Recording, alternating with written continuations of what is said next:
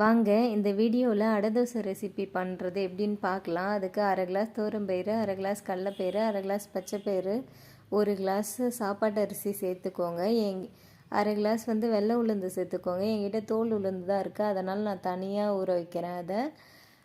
இதை அப்புறமா கழுவி இது கூடயே சேர்த்து ஒன்றா அரைச்சிக்கலாம். இப்போ எல்லாமே நல்லா ஊறி ரெடி ஆகிடுச்சு.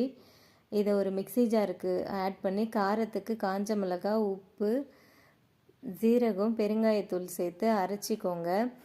நான் இதை ஓவர் நைட் ஊற வச்சுருக்கேன். நீங்கள் ஒரு 3 to 4 hours ஊற வச்சா கூட ஓகே தான். சின்ன வெங்காயம் கட் பண்ணி போட்டு சேர்த்துக்கோங்க.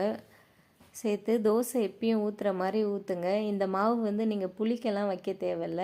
எப்பயும் தோசை ஊற்றுற மாதிரி உடனே அரைச்ச உடனே ஊற்றலாம். திருப்பி போட்டு நல்லா அமுக்கி விடுங்க. அப்போ தான் கிறிஸ்பியாக வெந்து ரெடி ஆகும். அவ்வளோதான், அடை தோசை ரெடி ஆகிடுச்சு.